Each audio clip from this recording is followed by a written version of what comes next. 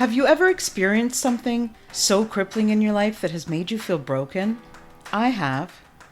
Are you someone who has a giving heart but is struggling to feel good themselves? Are you consistently putting your needs aside to take care of everyone else? If so, you're not alone. Giving starts with giving to yourself so that you are able to give of yourself to other people. Isn't it time you took back control and discovered what makes you tick? Join me in my journey and find out how you can feel better about yourself, live your best life, and share that with others. Thinking of yourself, it doesn't make you selfish, it makes you brave. I'm Nelia, and this is the Giving Starts With You podcast. Hi, everyone. Welcome to another episode of the Giving Starts With You podcast. I'm your host, Nelia Hutt. Thank you once again for coming here and joining us in this community. It's all about, helping each other. Nobody escapes the challenges that life has. And for many of you who are listening, you know that, I've got a background with anxiety, depression, PTSD, and more people suffer from this now, and we don't have to. There are things out there that can help us. Next week, you will hear all about my trip and volunteering out in Costa Rica. But today, I am so excited to meet a new friend online, Rachelle McCloud. How are you, Rachelle? I'm doing well. Thank you. Thanks for having me. Oh my God, it's an honor to have you on the show. Honestly, you're coming on here. So thank you. I'm excited to dive right in. I want to tell everybody who Rachelle is. So Rachelle McCloud, she is a licensed clinical social worker and emotional wellness coach. Wow. Like already there, I know we're going to have so many things to talk about. Through years of successfully helping clients move their anxiety, depression, and trauma disorders into remission, Rachelle has developed a program that empowers people to skillfully get rid of symptoms and heal. I love her mission. Her mission is to empower people to do their own healing work effectively, safely, and skillfully. We all need the tools to be able to, just travel through this world a little bit easier and a little bit with, what do I want to say? A little bit with less pain, less pain. And we can have the skills to do it ourselves. So this is why I'm so excited for this conversation. Tell us a little bit about yourself. I know that we always start podcasts like this, but we need to know in order to know how the transformation was. Yeah, I became a mental health therapist right out of college, and I was doing some interning as I was leaving my master's in social work, and I was working with people with substance abuse and addictions, and I went in there tooled up with talk therapy strategies, and I was quickly very disappointed in the results I was able to help them get in there, and how I was able to help them progress in their healing journey. I did not feel like we were doing anything, and which is not necessarily true, but that's really how I felt. And I was like, what, we're going to talk about their pain for the next 20 years? I mean, they need help now. They're going to relapse. And so I continued to do that, doing the best that I could. And then my department closed, and all of us got laid off in my department. And it was during that time that I was like, I don't like this and I suck at it, and I quit. So I quit that, and I decided to stay home and be a stay-at-home mom. I was pregnant, and I ended up having 3 children very quickly. And fast forward, I had my next big mental health crisis. And I'd had them before, but this one I could not manage, and I could not quickly shift out of. And the other ones, nobody knew what I was dealing with because I was so high functioning. So it was very buried under everything. I was at top, it got my great grades. I was a top athlete. Everything I did, I was successful at. And so I must be fine. But here I was in my life with 3 children under 3. I was confused. I was anxious. I was starting to collect jars. I was like codependent. I just felt like I was in a mental fog. And so my husband was like, well, why don't you go and get a mental health evaluation? Well, mind you, I'm already a therapist. And I'm like, I don't like them. They don't help people. I got this whole bad attitude. So, but I'm like, I am so confused. I go and I get a diagnosis. I get evaluated, and he diagnoses me with obsessive compulsive disorder. And so I'm driving back in my life, and my whole life is flashing in front of my eyes. And I'm like, yep, it was there, it was there, it was there. And it was like I kept younger and younger. And I'm like, this is all I've been struggling with this my whole life, and nobody has known. And so, which at that point, I did not realize that was just the tip of the iceberg of complex childhood trauma and generational trauma. No idea. But with that idea in mind, I went and started researching. I was like, I just felt like I just felt excited to change and heal and grow. And at the same time, I met this woman who was, she helped my son overcome something that in 3 days, she helped him resolve something in 3 days that the doctors could not resolve in 2.5 years. And I was mad at them. That's how I got to her. I was just mad at everybody at that time. And but after she did that, and she did this with some electromagnetic feedback thing that had blown my mind. Like my eyes, I was in her office, like as she's doing this feedback thing with my kid, and I left there. She resolved it 3 days later. So I was like, can you help me? Because I don't know what I got going on, but I've got this new diagnosis and I'm confused. I'm struggling. And she does do some of that electromagnetic stuff on me, but she hands me this EFT thing, this tapping intervention, and says, try this, it will change your life. And so I go home, I watch the DVDs. It's not talk therapy, so I'm very interested, and it's a little bit weird. And I go on, and I'm laying in bed that night, and I've got all these racing thoughts, and I'm just hyperventilating, almost like I need to go to sleep right now. If I don't go to sleep right now, somebody's going to wake up. And, I just was not going to sleep. I was starting an insomnia pattern that I had, and I was doing. And so, but something inside said, hey, why don't you try the intervention she gave you? And so I pull that thing out. I'm all anxious, and I start tapping on these points on my body. I'm trying to find the points. I'm tapping with the points, and I finish the points and I start yawning. And so then I'm like, let me try that again. And I keep tapping. I get through another round. I'm asleep. I wake up the next morning and I'm like, I slept. And then I'm like, what else can I try this on? So I start going after my symptoms, one after the other. The reason why I'm collecting jars and I'm doing all these neurotic things and all this. And next thing I know, I'm not as confused, and I'm throwing the jars away, and I'm just coming into this calm place, and I'm getting more clarity, and I'm becoming decisive again. And this had all blown my mind, because I'm smart. Why am I having these problems? But it wasn't. It was just all catching up. My brain was not processing the stress that I was under, and it was building up, and kaboom. And so, and these interventions, what I later learned, I thought EFT was the whole jam, and that everybody needed to be doing this, and it's the best kept secret. And I started to practice it with other people. And as I was, just because I was curious, I was like, would this work for them? And it did. And then, but they would still have this disorder. And I'm by this time I'm now practicing again, because at this point I was like, if I ever go back to work, this is what I'll do.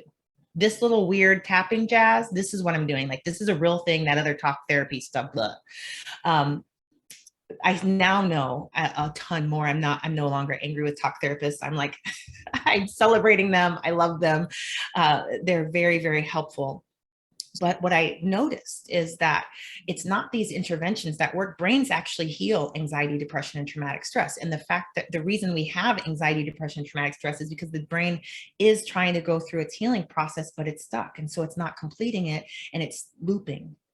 And the reason it's looping, it will last for a lifetime if it's not resolved. And so what I found was these interventions and it was not just emotional freedom techniques, because then I went and did other trainings and found other interventions, and they also help the brain. I watched them help the brain do the same process and resolve symptoms. And as in working through this, I was able to really help people resolve their disorders using the brain's ability and supporting the brain's ability to heal itself. And so I didn't really know why it worked, but I started working with the neurofeedback people, the neuroscientists, and they were explaining brain function. And I'm like, yes. So I drop everything that's talk therapy and I go full out in just helping the brain complete the work that it wants to do.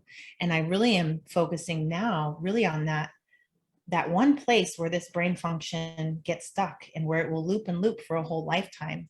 And when we work with that and we resolve that issue, all of a sudden the brain's healing quickly, resolving symptoms, sometimes right immediately, just like what I experienced at times. Sometimes we have to be a little bit more skillful and persistent to help the brain resolve the issues. But ultimately, brains heal. And with these tools, we're helping the brain right where it needs it. And when the brain gets what it wants, then we get to get what we want. And there we go. So I'm loving what I'm doing now. That's how I got here. And in having this success, I really wanted to see, can we do this faster? Because brains they don't just single task. They like to multitask and they can heal at whatever speeds. It's just, can we put the work in? So I started training clients on this so that they were working with their brain between sessions. So it wasn't just weekly brain work.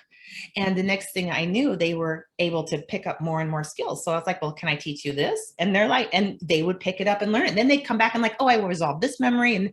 And then they were just able to do a lot more than I ever conceptualized. And so I really developed a process for helping people resolve their disorders in 2 to 6 months. And that's where I'm at now. I love that. I love it. I love the whole way you told the story. And, as you were saying that, I was thinking, okay, I'm thinking of this building, right? That's sort of like toppling because the foundation is kind of like weak. Yeah. And we just keep building on top, and yes. You never get anywhere, Or I had to reboot my computer the other day and I'm like, it keeps getting stuck on something and it's never going to get fixed. Because it's always stopping, like this error keeps coming up in the same spot. So we have to stop wasting our time and figure out where we're stuck and how to get through that, right? Right. I love that. With brain work, it happens so fast. It's like, and then the more skillful you get, the more it's like, you run into the error code and you stop and you help the brain through its process, which maybe takes 30 seconds to 5 minutes. Maybe if it's more complex, okay, it takes 40 minutes. But then all of a sudden that error code is resolved forever. That doesn't mean there won't be another error code, right? Yeah, but I kept thinking of that. But once you're here, it's like you just work with your brain through life. And that's what we would have been doing if many of us have complex childhood trauma. And we were raised by parents with mental illness, maybe physical illnesses, maybe just different traumatic experience that happened in childhood. And since we were really focused on surviving those moments, we really didn't have the opportunity to wire some of the healthy functions in. And so that's some of the work that needs to be done now as an adult that we didn't have time for then, which is why what you're talking about with that building and the shaky foundation, that it's a real thing.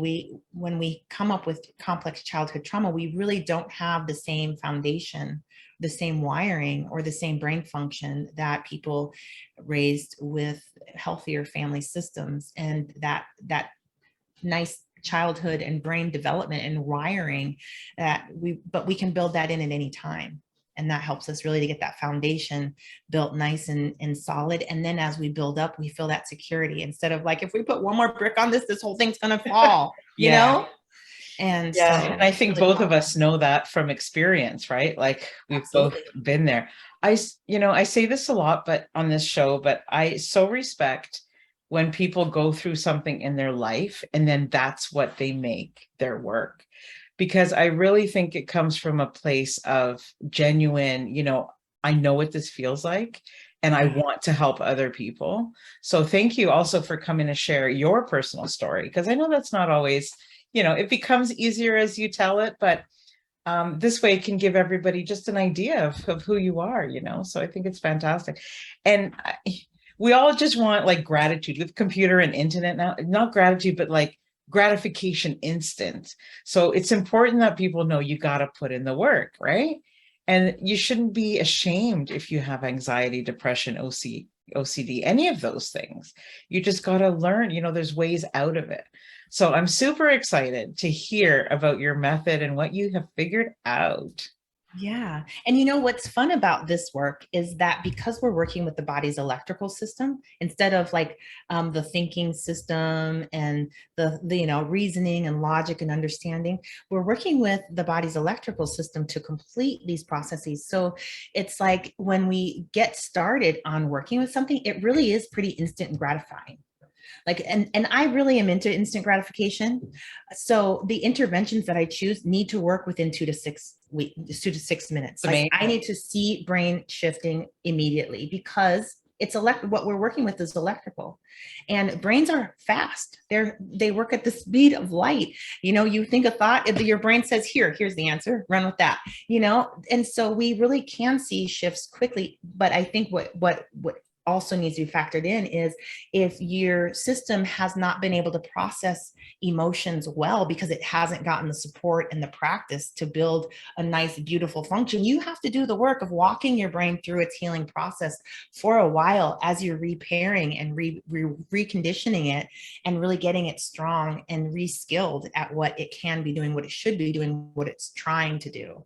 And so that does take, the whole process does take quite the investment, a little bit of elbow grease, but it's really fun because you see the results every time. I love it because, a lot of us are down on ourselves and we don't feel that we're worth the time, and we have to give to ourselves. We have to love ourselves and clear all these things so that we can live happier and we can share more with others and stop living in, this struggle, right? If we can help ourselves, why not? Everybody needs to learn this stuff. Yeah. And, all that stuff that I'm not worthy, I'm not good enough, I'm not worth the time, I'm unwanted, it's not going to matter anyway. All of that is post-traumatic stress. I don't think we label it that. We label it limiting beliefs. We label it all this other stuff. But those statements, those beliefs are the sounds that post-traumatic stress makes. And I think a lot of us don't understand that we are carrying so much trauma. We're carrying so many, and when I say trauma, we could really also say we're carrying so many unresolved emotions. We're carrying so many unresolved situations, unresolved inner conflicts, and we begin to push them out of our awareness. But just because they're out of our awareness doesn't mean they've been completely processed. They've made it all the way through the brain's process, and they sneak out in different ways. And so it's like if we're feeling hopeless, if we're feeling we don't matter, if we're feeling, that is an indication that there's something stuck in this process, and we can jump in there, use an intervention to help the brain finish its process. And all of a sudden we're moving on, we're moving forward. You're like speaking to the choir, So I suppressed my feelings for 12 years. And that's how it manifested, was severe panic disorder, severe, all of these things. Yeah, it's suppression is not good. No. Yeah. And it's an okay survival strategy, right? But once you're out, your brain should be unpacking it. Or even if you're in it, we want to see that stuff being processed along the way. But, fit 12 years later and it's still not processed, you're going to see some problems. Just like if you're going to eat some food and it stays in your stomach, you're going to find some problems. It's going to ferment in there and then rot, and then your whole system's going to freak out. There's no difference between these physical processes and the emotional processes. If it goes in, it needs to come out. Right. And so a lot of us have had these really painful experiences coming into our who we are and our experience, and it needs to come out. It needs to make its way through. It needs to be processed and then discarded what's no longer needed. Brains use experiences to really mine jewels and understand the world. And if it can't get this stuff through its process, it's had this experience, but it can't understand, it can't make sense of any of it. And Mhm. so that makes it more afraid of the whole world. So then you have your panic disorders. It's responding to things that it thinks are dangerous that are not actually dangerous. And now we've got inaccurate responses and reactions, and it can just get more and more confusing and convoluted and complex. Yeah, exactly. And we don't need to feel that. Let's, there's much Oh, more, there's these beautiful feelings out there that I like. The difference between the before and after, oh my goodness, it's just, it makes you want to just get in there and learn all the stuff, because it really is life changing. So what are some of the things yeah. that you put out into the world there? What are some of the things that you teach your clients, like when you're working with someone, like the beginning stages? Yeah. The first thing I do with people is I match them with interventions. So I'm trained in 4, and I will teach people any intervention I have. So I teach emotional freedom techniques, thought-filled therapy, energy medicine, and EMDR. So eye movement desensitization and reprocessing. And I want to match them with the right intervention. So the first thing that we do is we start working with, I give them a brief training, because all they need to do this work is very basic skills. As they keep using the strategies and working with their brain, they will get very, very advanced skills, and more advanced than most therapists in our community that are doing these interventions. And so I get them trained in basic skills, and then we use them together. So the use of emotional freedom techniques takes under 30 seconds. So we're going to load up something that would be difficult for their brain to process, or an anxiety, or some post-traumatic stress, whichever. In the beginning, we're going to go light. So probably going with some anxiety or some stress. And then we want to use an intervention with that. And after we're done with the intervention, I want to see either the body calming, I want to see more logical thoughts happening, I want to see the problem solving start to move, I want to see more prefrontal cortex activity. And so that lets us know that this information is moving past the survival system into the prefrontal cortex, into the thinking center. It's moving along the process. And that's really all I help people with. And once we have an intervention that helps people do that, we're golden, because the rest of the prefrontal cortex is great at this. Mhm. Right? But if it needs more information, the information the body is sending up there, like, hey, let me tell you about that event we just had, and the survival system is blocking it, then it's not going to get that. It's not going to get to finish the work. As a matter of fact, it's going to be like, hey, give me that information. And then it's going to be tug of warring with the survival system. I need that. And that's where you'll notice thoughts looping, or symptoms looping. And because the system, both ends of the system are trying to complete this process. And Mhm. so we get in there with this intervention, open it up. We want to see it move from information from the body, like maybe racing heart, or dropping sensation in your stomach, and really get to the thinking center, where words are going to be applied, and thoughts and feelings and reasoning are going to be happening. So Reasoning's a big one. Yeah. yeah. And so once that stuff starts happening, we go back in, and we know we have a match. We know that this intervention is helping the brain. The survival system's responding like we want it. Like, get out of the way. Let this information pass. And so once that's happening, we're on, and then we really get to work. So EMDR is the intervention that has the most gnarly side effects. And Okay. so I really will teach that later, once I know that people have skills with some of these interventions that don't have negative side effects, and that they're also building skills with working with their inner world. And then I will start giving them EMDR if they want. Many of my clients never use EMDR. They're like, I'm cleaning this whole thing up with this other intervention. And they found the one that works for them. And so, but I like to make these all available, because sometimes they'll come back and I'm like, can I learn another intervention? Maybe a year later, or maybe a week later. And so I like to really build them with these different ways of working with themselves that really build their skill and help them do their healing work, keep them inspired. So that's what I do straight off, is that I equip with interventions, we make sure they're matching, and then I start giving them missions, like a little healing missions to go on based on skill level, right? So now that you have this tool, and whenever this happens, I want you to use that intervention in the moment with your brain, help your brain through that process, right? And their job is just to help that survival system get out of the way, make sure it completes. And so that's really what I'm training people to do. And then we just go through layer after layer of their disorder, whatever that is, the traumatic memories, lots of healing stuff, lots of subconscious programming work.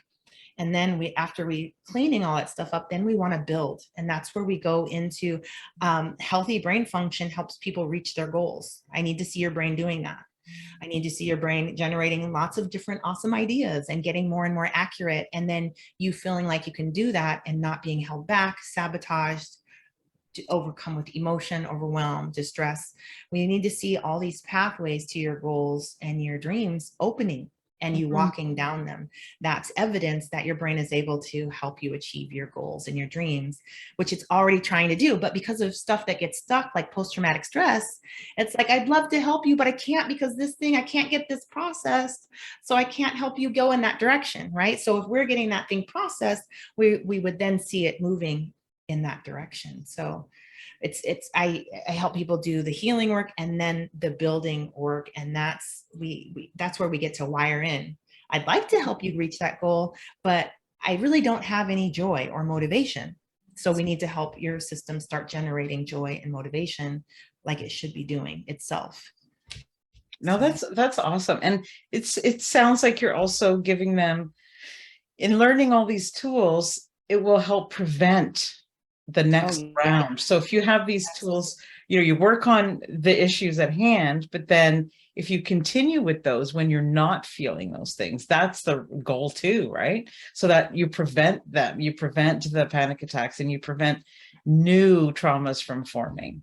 Yeah, because like you said, we don't get to escape life, right? We don't get to escape things happening. And it's really about, can we process the events? And it's like, there are so many events in childhood that we could not process, right? So we're going to help our brain process those because it doesn't know the timing that it's passed. It's like, it just still needs it processed. And then as we're moving forward, really it changes a lot, right? It's more like you want to keep doing the dishes. It's like your inner world is like your house there. You might not need to, build a new foundation and repaint and redecorate. You have to unclog it. Unclog the whole thing, right? That's what we're doing here with resolving disorders. We're like, we need to make this thing work and we need to repair some things and we need to move some of this rotten stuff out. But there, after you've got this thing and you've redecorated the inside and it's running, it's functional, you can rely and depend on it. There's still work with living in a home, right? So there's, making sure you wash your dishes. Upkeep. Yeah. Yeah. And every once in a while, you're going to have a pipe blow, right? So you want to have the tools to get in there and do that work, and so it just becomes a little bit different work to be well. And a lot of times brains are good for a while in between, but then something will happen that's overwhelming and your brain's like, I don't know, we've never done this before, and you can help the brain process stuff to really find the solutions and move through the stuck points. Yes, and not allow it to shut you down. That's right. Keep it open. So in your opinion, what therapy does not work? Well, I think what we're talking about here with help with resolving symptoms of anxiety, depression, and traumatic stress, there are therapies that do not work for this, and talk therapies are one of them.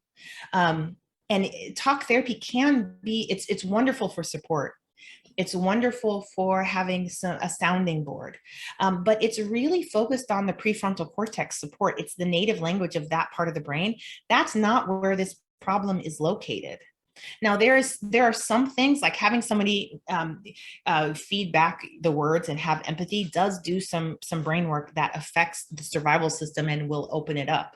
But I don't find that it's quite enough to resolve a complex disorder. It might be enough that, somebody who's already healthy and well, and their parents wired them up nicely, and they can really process emotions.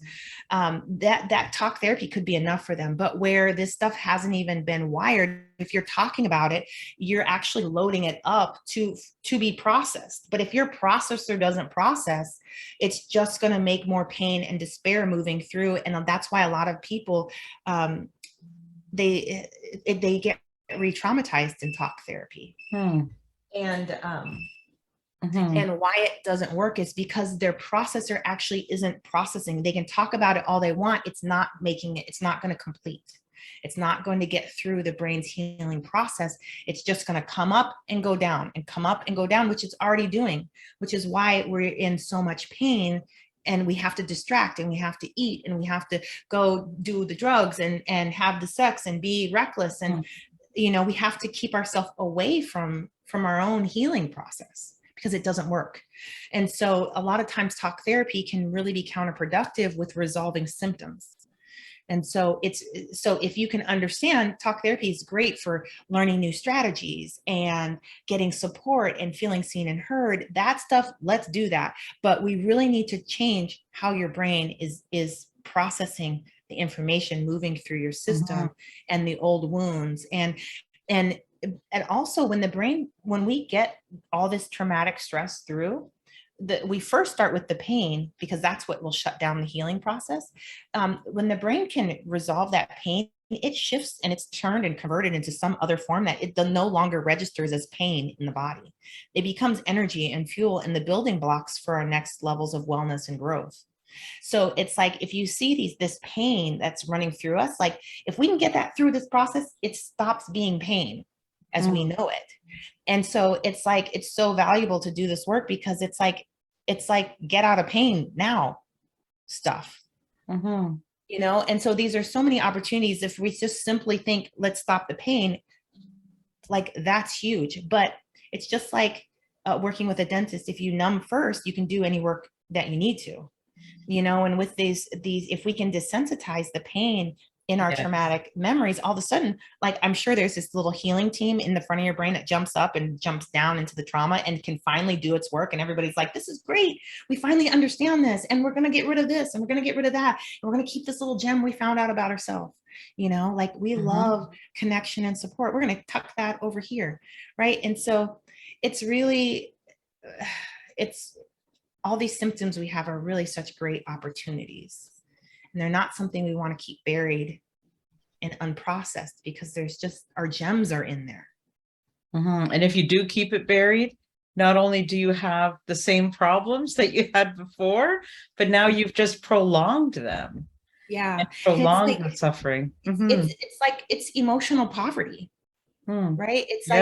It's like all this pain builds up and everything slows down, and it's like your gems are in there, your most valuable things, but it's submerged in all this pain, and all of a sudden you siphon this pain out and these jewels come through, and now your system's thriving and it's well, and it's all these vitamins and minerals stuck in this thing are filling in the holes, and you're building wealth, you're building that emotional wealth and surplus. And really that's what we want people living from. That's what we want people parenting from. That's what we want people reaching goals from, is really health and wellness. And I don't know, I think, there's so much talk around self-care and all of these things. And I'm not talking about the self-care of having a bubble bath, although that's really great, or all of these things, these things that go along with perfumes and just all of these, aromatherapy, which I'm sure have all of their positive sides. For me, self-care is more setting boundaries and priorities and taking the time to go through this work, like what you're talking about. Do you find that that's something that, so here's a question for you. Sometimes I'll ask some of my guests, not always, but sometimes, what their biggest gift was that they gave to themselves that changed ultimately the way that they felt about who they are. What was one of your gifts that has changed how you look at yourself?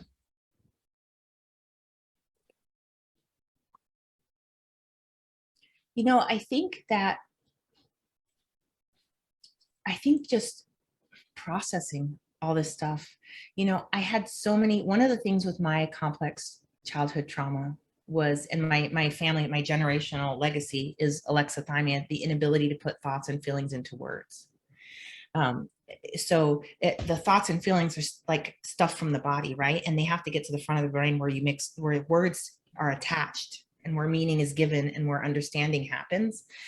I had so much stuff not getting up there And I didn't have any examples of it getting up there because all of my people lived kind of wordlessly, you know.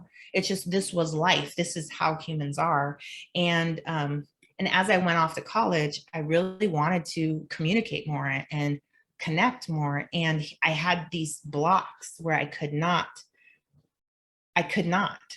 just, and I started journaling voraciously.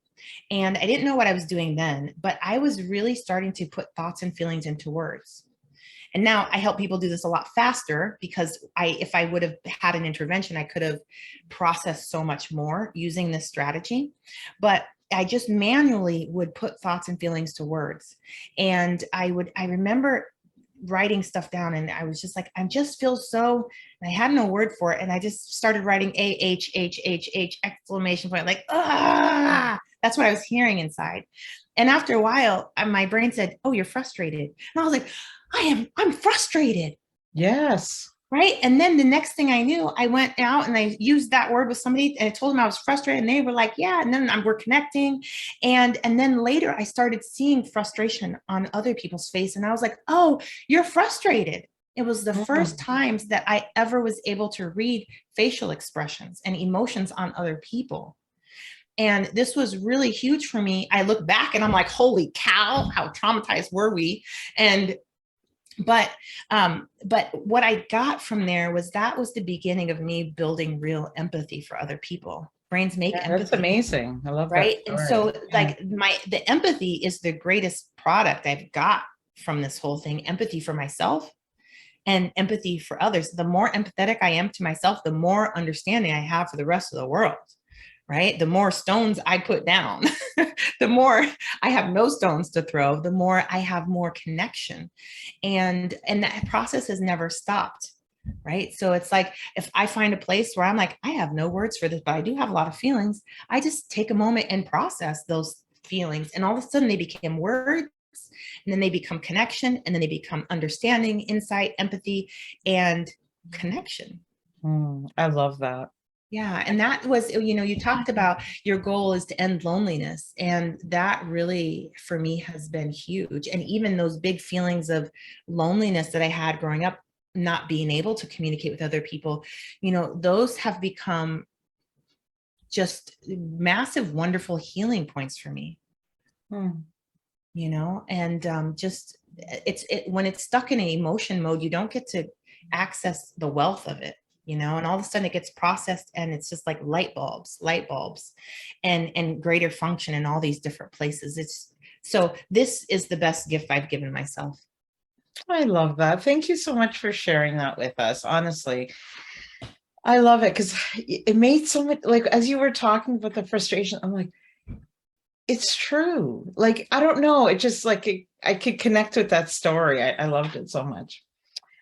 Where can we find you, Rachel? I am so excited that we had a chance to talk, but the conversation doesn't have to be over. Yeah. I'm on the best place to find me is on my website at rachelmcloud.com. And my name is spelled. My name is spelled like Rachelle. So it's RACHELLE, and that's MCCLOUD.com. And I'm sure you'll have links to that. But yes, that's where you can find the opportunities I've created for people to use my curriculum, the Resolve Your Anxiety, Depression, and Traumatic Stress in 2 to 6 months curriculum called Inner World Transformation. That's where I have workshops. I have an intensive coaching program. There's so many things on there. Try to make it available, this healing opportunity available to so many people, and an online course, because I know that there's people who love their therapist, but they want to do this specific work. And I want to empower them to be able to do their work skillfully and well, and really effectively, and safely. Yeah, I'm going to put all the links, your YouTube channel, your Facebook group, everything. Yeah.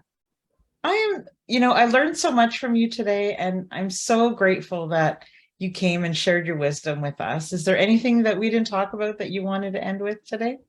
No, just this. I'm excited for us to heal. I'm excited for all of us to heal. Thank you for having me. Thank you for tuning in to this week's episode. If you enjoyed what you heard, please subscribe or leave a review. See you next week on the Giving Starts With You podcast.